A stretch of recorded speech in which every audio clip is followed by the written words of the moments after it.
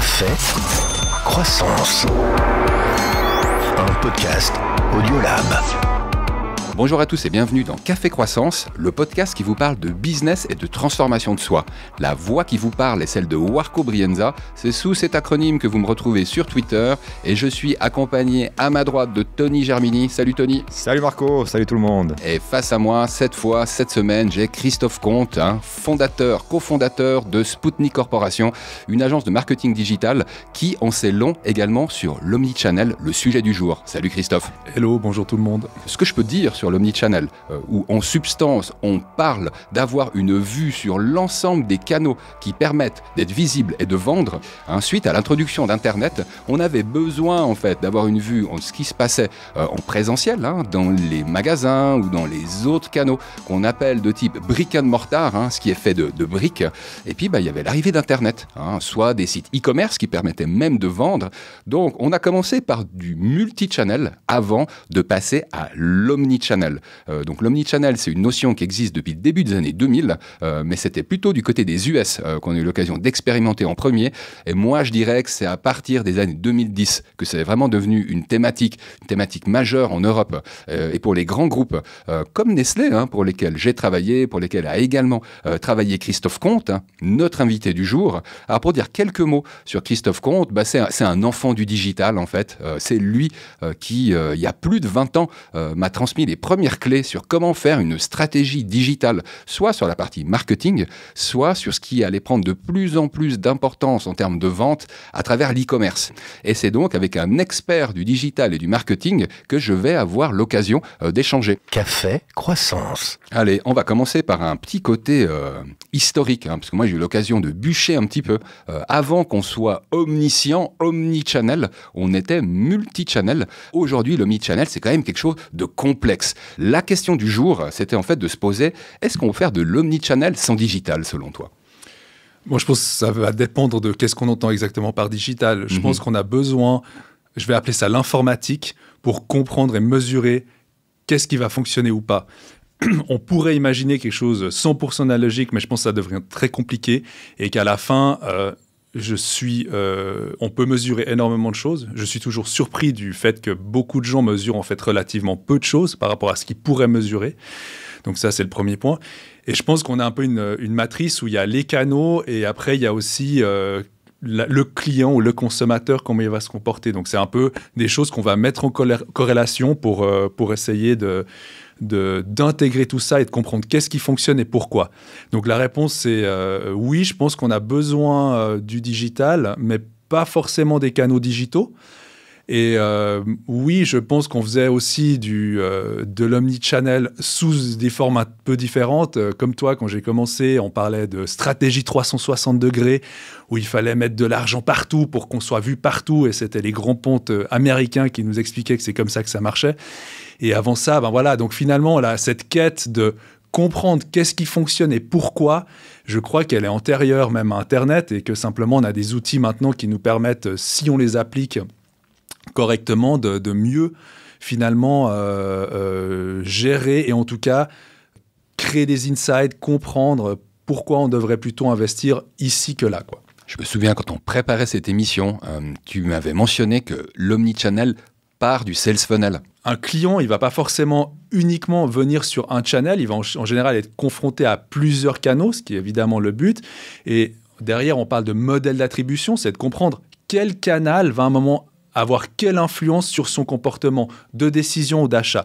Et c'est vraiment ça ce qu'on essaie de comprendre. Alors c'est plus ou moins facile. Déjà sur les canaux digitaux, c'est pas facile du tout parce qu'on sait, pour ceux qui connaissent un peu le domaine, que les modèles d'attribution, ils sont souvent un peu bancals et qu'on n'a pas forcément exactement un résultat fiable. Donc imaginez si on sort sur des canaux, on va dire physiques, brick and mortar et autres, c'est là où il faut être ingénieux pour essayer de mettre en place des systèmes de caisse, de fidélisation qui vont nous permettre de maximiser la collection peut-être d'informations qu'on peut avoir sur pourquoi à un moment donné, si j'ai fait une pub à la radio, à la télé, quel est après l'impact qu'il va avoir, pourquoi en magasin il a décidé de faire ça et pourquoi finalement il a acheté sur Internet. C'est vraiment ça un peu l'idée derrière. Donc c'est vrai qu'on a une sorte de matrice, canaux et consommateurs clients et à un moment donné on va essayer de comprendre et corréler ces éléments pour pouvoir gagner des insights et prendre des décisions qui sont intelligentes d'un point de vue business. Mais selon toi, omnichannel signifie aussi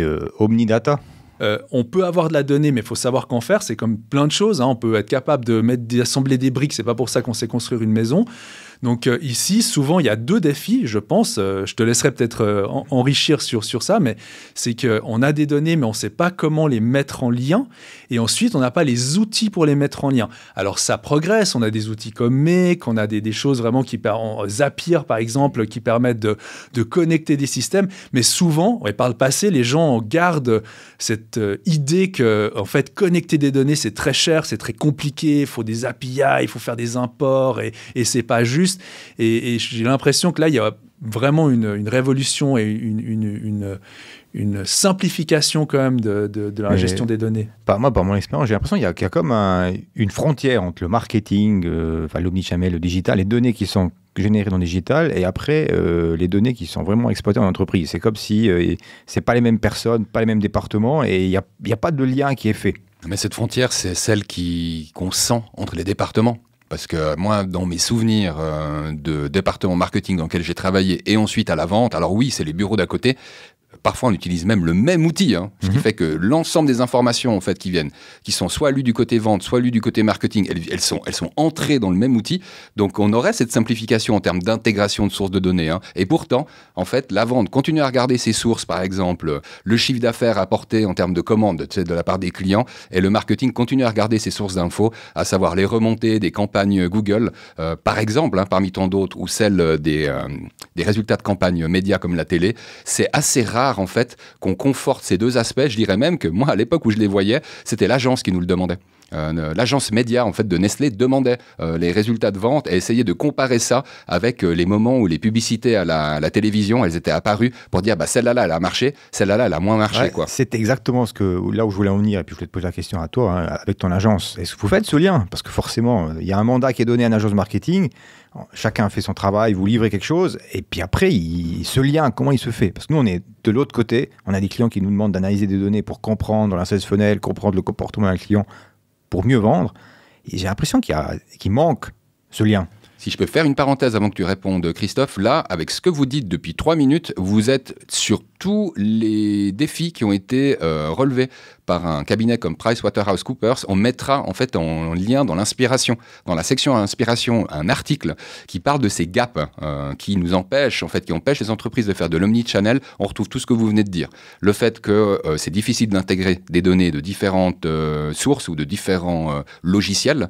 Le fait qu'il y a des gaps entre les informations qu'on recueille de cette source de données à celle-ci. On ne peut pas mélanger comme ça des pommes et des poires. Et le fait d'avoir des logiciels parfois un peu vétustes et puis qui fait que il faut le remplacer avant de pouvoir vraiment bien intégrer. Donc tout ce que vous dites là, en fait, c'est ça les enjeux techniques qui parfois empêchent de faire de l'omnichannel comme on le voudrait, quoi. Excuse-moi Christophe, à toi de jouer maintenant. Non, mais je vais abonder dans ce que tu dis. Je pense qu'il y a vraiment 2 défis. C'est un défi humain, organisationnel, pour la simple raison que les gens continuent à avoir des objectifs différents.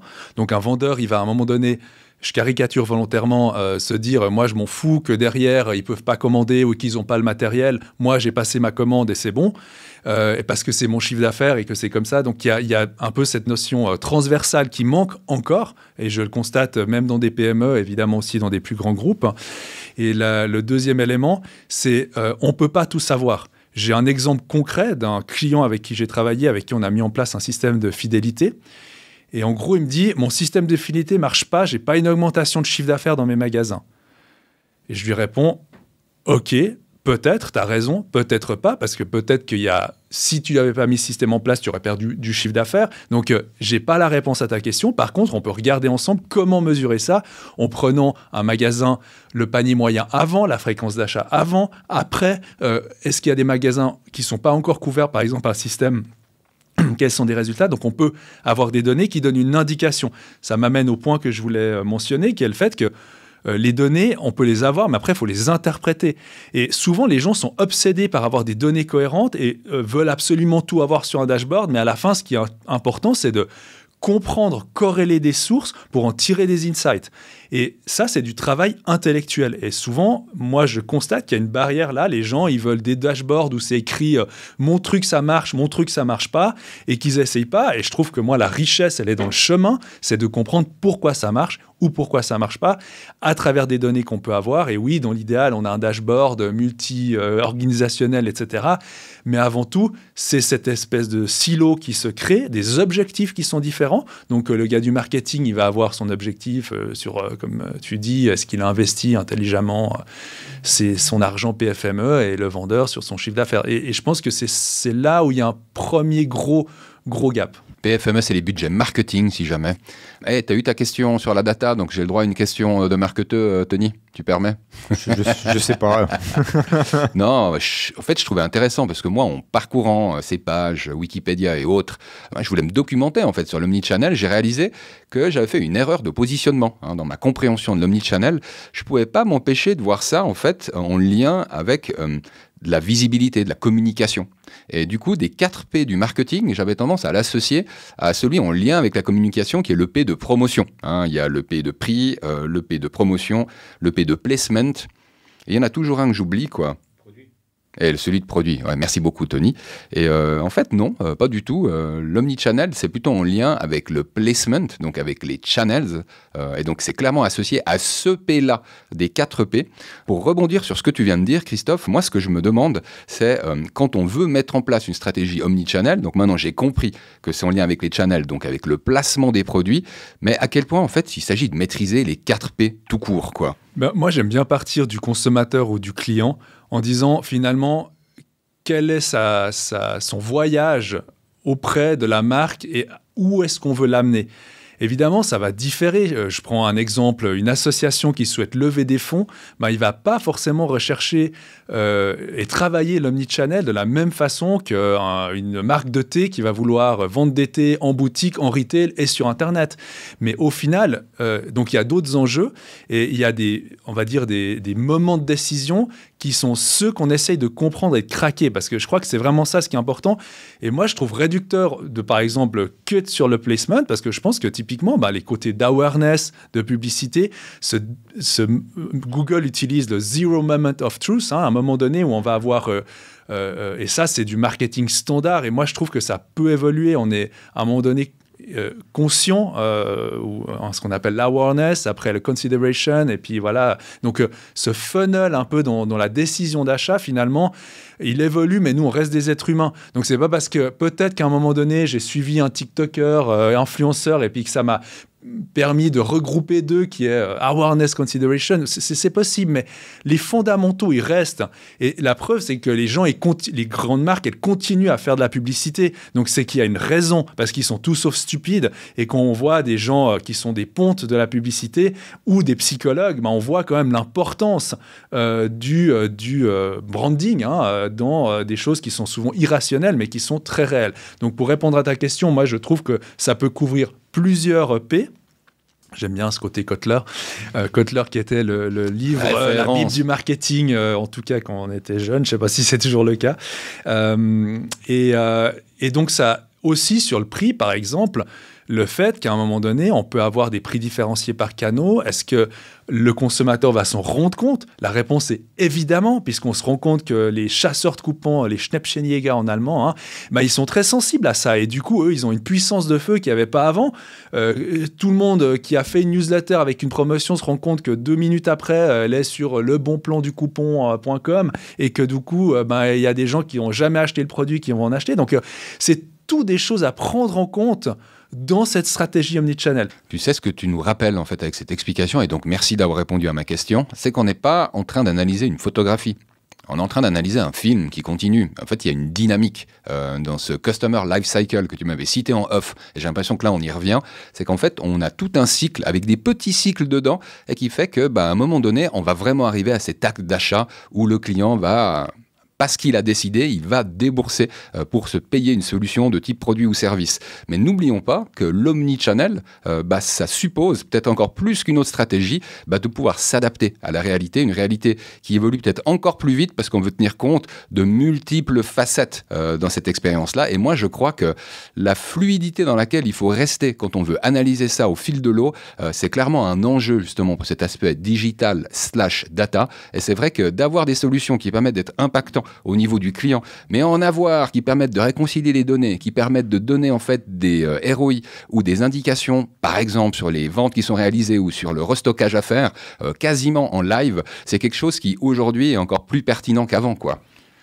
J'irais même plus loin, en fait. On a parlé de cette matrice, on a parlé de 2 axes, quelque part les canaux, on a parlé du consommateur. Et moi, je dirais aussi, c'est ce qu'on appelle le CLM, Customer Lifecycle Management, qui est qu'à un moment donné, on parle d'attribution, on parle d'acte d'achat, mais quelque part, cette personne, elle est en relation avec le produit ou la marque sur une durée. Et donc, on parle d'avant, mais il faut aussi parler de l'après, parce que cet après, il est aussi omnichannel. C'est qu'à un moment donné, moi, j'ai tout intérêt, une fois qu'un client est satisfait à acheter un produit chez moi, donc là je parle du b.a.-ba de ce qu'on apprend au chapitre 1 du Kotler probablement, c'est qu'on a envie ensuite qu'il revienne, qu'il rachète chez nous.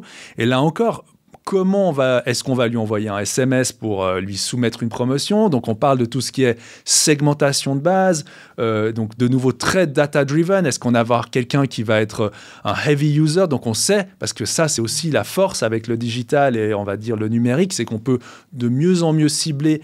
Et j'entends déjà data privacy, etc. Moi, je trouve que c'est souvent aussi pour du bien, parce que si je suis un acheteur et qu'on me dit, écoute, merci, moi, je trouve que tu nous fais confiance, tu aimes notre marque, on a envie, nous aussi, d'avoir une relation privilégiée avec toi, c'est plutôt bénéfique, comme au contraire, si après 2 fois, j'ai exprimé le fait que j'ai plus envie de t'acheter, de te voir, j'ai envie qu'on arrête quelque part de communiquer avec moi. Donc ça, quelque part, je trouve que c'est aussi extrêmement important. Donc on a ces 3 dimensions, on a quelque part les canaux, le client et la durée, comme tu dis, c'est quelque chose qui est évolutif. Et en plus, le monde et l'environnement changent. Et donc, on se retrouve dans un multivers quasiment, qui est le fait que des choses qui fonctionnaient hier ne fonctionnent plus demain. Et c'est incroyable, à tous les niveaux. Au niveau data, on a des choses qu'on ne pouvait pas faire, qu'on peut faire maintenant. Je pense évidemment à tout ce qui est IA, où je sais pas programmer, mais par contre, je sais dire à ChatGPT de me dire comment faire cette formule ou ce script pour atteindre des données. Donc, c'est plus facile que jamais. Des fois, peut-être les gens peuvent penser d'avoir de la donnée, mais je trouve que c'est plus difficile que jamais de lire cette donnée intelligemment. Comme on entend souvent, on est submergé de messages, on est aussi submergé de data. On a, je trouve, besoin souvent de temps et d'aide de professionnels pour un peu cruncher, travailler ça et en sortir des éléments qui sont pertinents. Tu as suivi l'illustration de magasins de thé. Alors, c'est pas pour rien, parce que tu as une bonne vue sur ce qui peut se passer sur cette industrie, que moi, j'adore également. J'adore le thé vert. Ce que je me demandais, c'est si tu avais un exemple concret, peut-être dans les activités que tu mènes, soit dans des conseils d'administration, soit en tant que directeur de l'agence de marketing digital que tu pilotes. Il y a quelque chose de concret qui te vient sur telle ou telle marque que tu pourrais citer, genre comme exemple d'omnichannel ou de multichannel? Il y en a beaucoup. Je pense que ce qui est intéressant, c'est la complexité que peut représenter typiquement un client qui va avoir des activités, comme je disais, retail, brick and mortar, comme tu disais, donc des boutiques physiques, une activité en ligne. Ça, sur des clients qui sont parfois des experts, mais parfois des gens pas experts. Donc, on voit qu'on a des segments très différents. Et du coup, moi, je trouve l'art, ou quelque part, c'est cette orchestration, c'est de dire quelle cible on va adresser, comment, à travers quel canal et quel message, et sur quelle durée, pour obtenir le meilleur résultat, quelque part, en termes de vente ou de fidélité, en fonction de ce qu'on s'est fixé. On en revient à ta matrice, là, celle que tu évoquais tout à l'heure. On revient à la matrice, et des exemples concrets, c'est que, en fait, moi, mon exemple, c'est que souvent, je ne sais rien, c'est-à-dire qu'il y a des choses qui sont... moi, j'aime bien tester, parce qu'il y a des choses que par le passé ont fonctionné pour un client A et qui ne fonctionnent pas de la même façon pour un client B. Donc, personnellement, j'essaye souvent de mettre en application ce try and learn. Et par le passé, c'était compliqué, parce qu'on allait tourner une publicité en Afrique du Sud, il fallait payer l'avion, l'hôtel, les soirées arrosées, l'avion force, tout ça, ça coûtait quand même super cher. Maintenant, on a la possibilité quand même d'être plus agile. Et moi, on parle beaucoup d'agile dans le milieu informatique et développement. En fait, je trouve qu'on devrait parler d'agile dans le domaine du marketing parce que c'est devenu assez simple. Et je ne parle pas d'A/B testing. L'A/B testing, il me fait un peu peur parce que c'est souvent une bonne excuse pour dire j'ai fait juste parce que B ne marchait pas. Mais en fait, tu as fait 2 bouses. Et A et B, c'est 2 bouses, mais la bouse A, elle marche un petit peu mieux que la bouse B, quoi. Donc non, c'est faux. On a besoin de faire du research, de comprendre. Par contre, on a la possibilité assez vite de mettre en action des choses pour tester. Est-ce que cette stratégie, elle va fonctionner sur cette cible donnée? Donc là, personnellement, oui, j'ai des choses qu'on a pu mettre en place avec des petits budgets. Alors, c'est sûr que, de nouveau, c'est manage expectation. C'est que c'est le try and learn. Ça va être à un moment donné, on va mettre en place quelque chose qui n'est pas parfait, mais qui a coûté, moi, je pense, quelque chose qui était efficient au niveau prix, avec un résultat qui est cohérent par rapport à ce qu'on attend d'une marque. Donc, c'est sûr que la demande, elle va être peut-être différente sur du haut de gamme, du luxe dans la finition que pour d'autres produits. Mais je trouve qu'on peut beaucoup faire de try and learn et que je pense que les personnes qui travaillent correctement, si quelqu'un leur dit « on fait ça, ça va marcher », qu'elles répondent « oui », ben, elles sont très présomptueuses. Parce que vraiment, tout ce que j'ai appris, c'est que je sais que je ne sais rien. Mais là, tu sais que tu ne sais rien, mais quand tu arrives au stade de l'omnidata, puis tu arrives à regrouper toutes ces informations. Là, tu as parlé de IA, mais pas que. Enfin, on ne parle pas de IA, de ChatGPT. Je parle d'IA vraiment d'analyse du comportement. Comme tu disais avant, si tu arrives à recentrer et remettre ensemble le comportement d'un client sur 18, 24, 36 mois, et quelles sont les périodes où le client achète, pourquoi il achète, les mettre en relation avec une action, je ne sais pas, une newsletter ou une campagne, ou simplement une période de l'année, et tout ça regroupé sur la compréhension globale de tous les clients.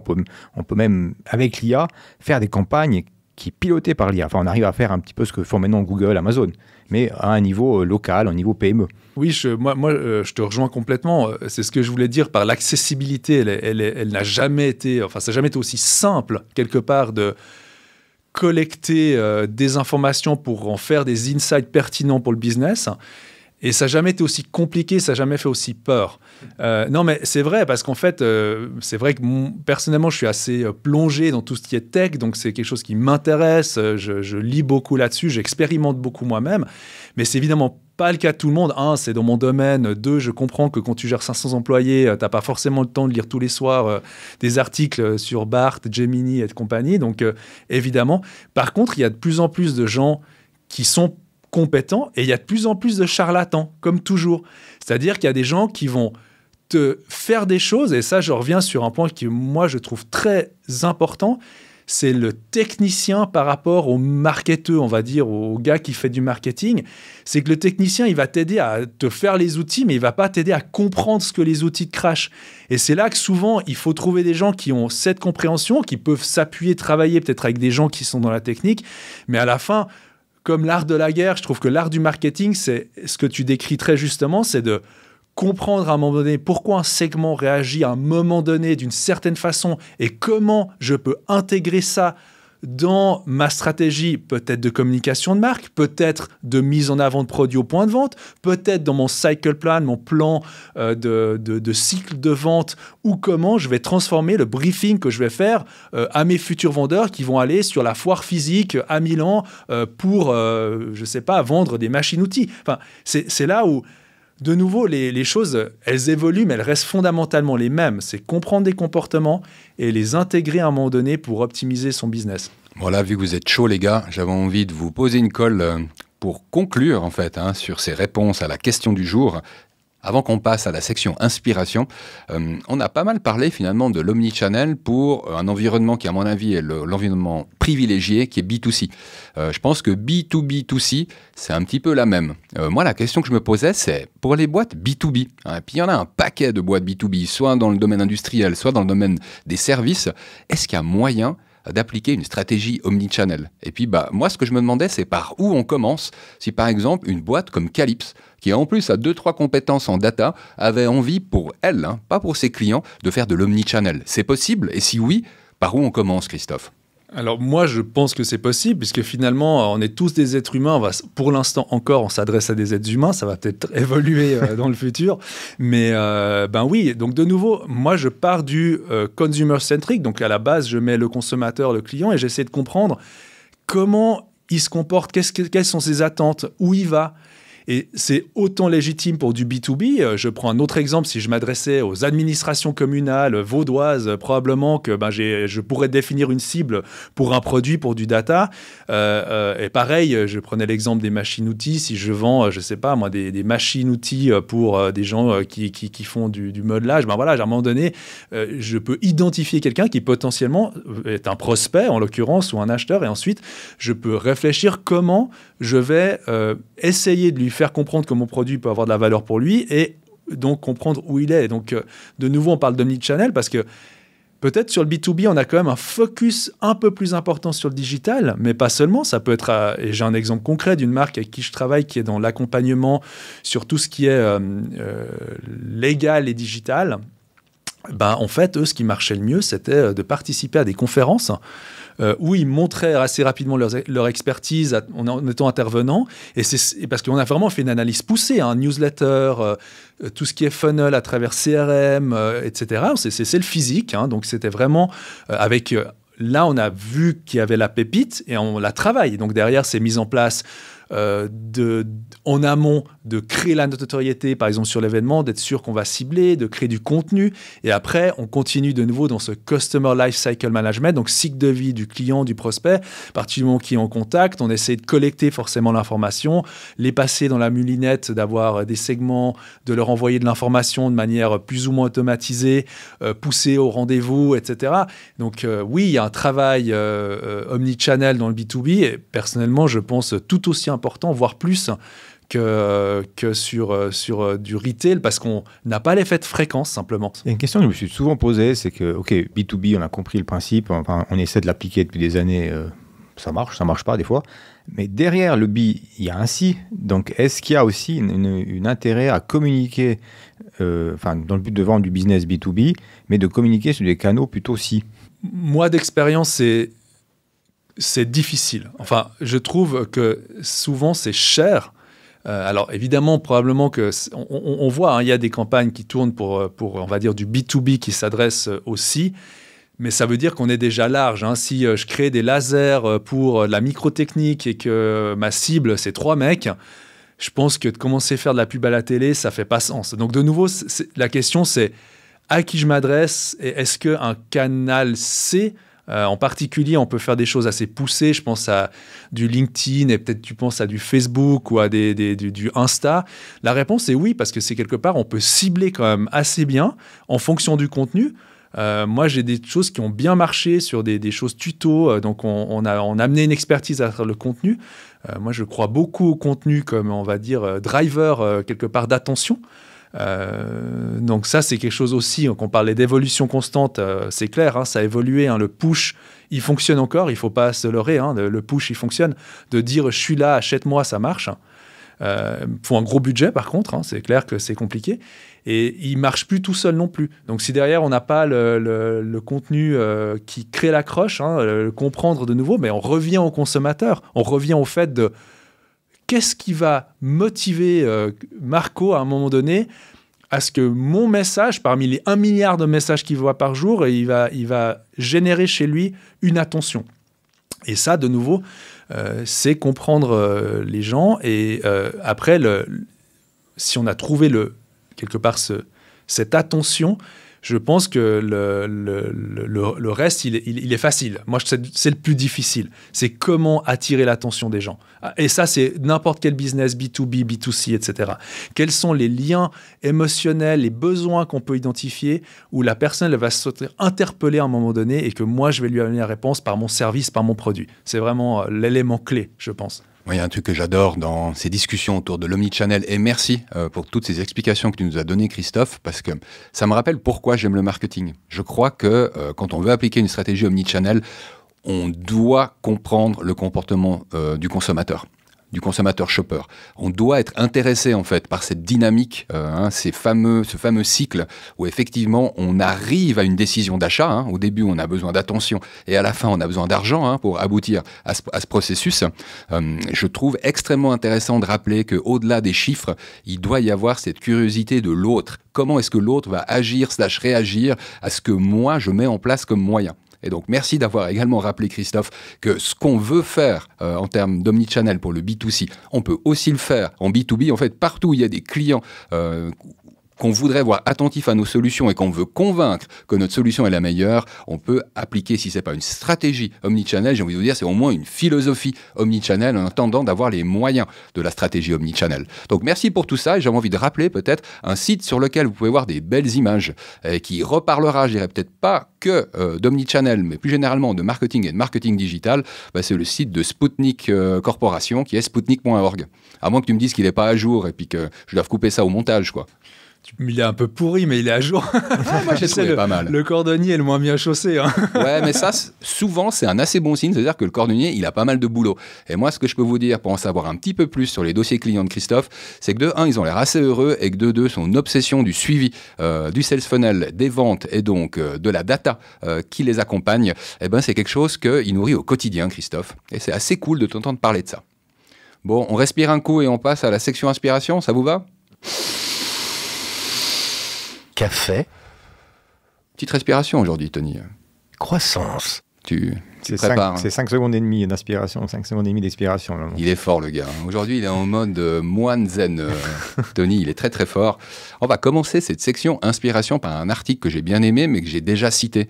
Le fameux article de PricewaterhouseCoopers Suisse. Et effectivement, ça vous rappelle simplement les enjeux, les défis qu'il ne faut pas oublier au moment où on veut se lancer là-dedans. C'est assez court à lire. Et puis, ça fait référence à ces gaps. Ces gaps quand on veut, en fait, bridger ce qui se passe dans le monde physique versus monde digital, ou les choses qui peuvent se passer dans 2 canaux ou dans de multiples canaux digitaux, par exemple. Donc, on va placer le lien sur audiolab.ch, les notes d'émission, et vous savez que c'est là que vous pouvez retrouver tant les notes que les liens, que les podcasts que vous pouvez réécouter. Voilà, ça c'était pour la première. Allez. Qu'est-ce que j'ai dans mon sac à malice? Ouais, une étude. Débattre avec une IA peut vous faire changer d'avis. C'est dingue, en fait, comme on a shifté. Dans les inspirations, il n'y a plus que des trucs sur l'IA, quoi. Heureusement qu'on a encore la citation que tu vas nous dire tout à l'heure. Alors ça, c'est une étude toute récente de l'EPFL, l'École Polytechnique Fédérale de Lausanne. Elle a fait une étude sur... elle a voulu savoir quel était le pouvoir de persuasion des grands modèles de langage. Et du coup, elle a proposé à des participants, en fait, de converser, de débattre avec un ChatGPT qui avait été chargé par leurs données personnelles. Et la réalité de cette étude, qui est résumée en fait dans l'article qu'on vous met en lien, c'est que les personnes qui ont conversé avec ChatGPT, qui étaient chargées de leurs données personnelles, elles étaient plus promptes en fait à changer d'avis que si elles avaient conversé avec un autre humain. Donc voilà pour cette étude, et puis pour ce résumé qui m'a laissé un peu sur ma faim, mais je trouvais l'étude tellement bien que je trouvais que c'était cool quand même d'en faire une synthèse. Voilà. On ajoute encore une petite citation avant de boucler ? On a encore une fois une citation de notre ami Antoine de Saint-Exupéry. Donc celle-là, je pense qu'on l'a... Enfin, en tout cas, moi, concernant, j'y pense assez régulièrement, pas tous les jours, mais presque. La citation, elle est simple. Tout objectif sans plan n'est qu'un souhait. Donc Antoine de Saint-Exupéry qui a été à la fois écrivain et aviateur, courte vie mais sacrément bien remplie, parce qu'il a vécu de 1900 à 1944. Pour la petite histoire, Le Petit Prince a été écrit vraiment peu de temps avant qu'il meure, en 1944, c'était pendant la guerre. Je pense que ça lui donne un éclairage encore plus particulier. Et puis moi, ce que j'aime dans cette phrase, c'est que, en fait, elle aurait été dite par un CFO ou par un contrôleur. Ça aurait eu l'air rigide, sauf que là, non, en fait, c'est un explorateur qui le dit. Et ça nous rappelle que dans l'exploration, j'ai l'impression que c'est pas le même côté du cerveau, en fait, entre exploration et puis, par exemple, gestion d'un gros tableur Excel. Il faut effectivement avoir un plan, quoi. Et si on n'a pas de plan, moi, je pense qu'on arrive moins loin. Alors, ça contredit un petit peu ce que disait Napoléon, parce que lui, il dit que celui qui a un plan, il va pas très loin. Mais moi, je dis que j'ai pas vérifié l'origine de cette citation et que je préfère en avoir un de plan. Je rappelle encore un autre truc. Napoléon, il a eu une autre expérience. Ouais, mais bon, il a quand même assuré dans son domaine. Les plans sont là pour être changés. Voilà, peut-être juste garder ça à l'esprit, quoi. Vous, ça vous dit quoi, cette phrase? Moi, monsieur je dis que s'il y a un plan, on sait qu'on va pas le suivre, mais au moins, ça nous rassure. Exemple, les notes d'émission où on a préparé ça 2 fois, puis on a à peu près dit aucune question de mes notes d'émission. Vous avez d'autres exemples? Toi, Christophe, ça te parle, ça te parle pas? Moi, je pense que c'est bien d'avoir un plan. Enfin, on a vite, plutôt parce qu'on a vite la tête dans le guidon, on est vite dans l'opérationnel, mais à tous les niveaux. Et que le plan, c'est le plan d'architecte, c'est la maison, elle va être comme ça. Et puis qu'à un moment donné, quand on construit les murs, on les fait quand même pas autrement. Mais ça peut arriver qu'on va le faire en matière A ou en matière B, parce que pour différentes raisons. Et je pense que le plan, il nous permet de garder le cap. Et après, comme tous les caps, et comme tu dis, les explorateurs le savent bien, en général, on sait où on démarre, mais on ne sait pas où on finit. Mais Saint-Exupéry, c'est pas le bon exemple, vu qu'il s'est fait déguier par les Allemands et qu'il a fini écrasé en Méditerranée. Mais en général, voilà, on a un plan et ça nous permet au moins de savoir où on veut aller. Je crois que c'est vraiment ça ce qui est important. Mais ce que je veux dire, c'est que la personne qui a un objectif clair et précis pour elle-même, le plan, elle l'a déjà dans la tête. L'avantage du plan aussi, c'est qu'on peut embarquer les gens avec nous. Exact, la communication. Le plan, c'est pas que pour soi, c'est pour une équipe. Allez, ce sera le mot de la fin, parce que je trouve qu'il sonne trop juste. Merci à tous ceux qui nous ont écoutés jusque-là. Merci encore une fois, Christophe. Vraiment hyper cool d'être venu et puis d'avoir partagé ta science, quoi. Merci pour l'invitation. Ouais, merci Christophe. C'était presque trop court. J'adore. Lors du prochain épisode, on aura un autre invité de prestige, au nom de Michael Monet, c'est le co-CEO de Laurastar, ce groupe qui vend des stations de repassage, des stations de repassage premium, qui s'arrachent aux 4 coins du monde. Et c'est justement un de ces coins qu'on a envie de gratter avec lui, parce qu'il est obsédé par la vente, et c'est pour ça que je l'aime, mais il est également très curieux des exportations qui peuvent se passer en Asie. Il y a quelques semaines ou quelques mois maintenant, il est revenu de sa tournée annuelle, et ce sera l'occasion de lui demander comment a changé ce continent qu'il affectionne tant. Donc je me réjouis qu'on ait une orientation peut-être un petit peu plus vente lors du prochain épisode. En attendant, pour ceux qui seraient tellement excités, patients à l'idée de nous réécouter, je vous rassure, il y a quelques autres épisodes, vous pouvez écouter ou réécouter sur audiolab.ch. La suite au prochain épisode si on veut bien, parce qu'on reviendra aux exportations, et en attendant, prenez soin de vous, messieurs, dames. Allez, bye bye. Allez, bye bye. Bye bye. Café, croissance. Un podcast Audiolab.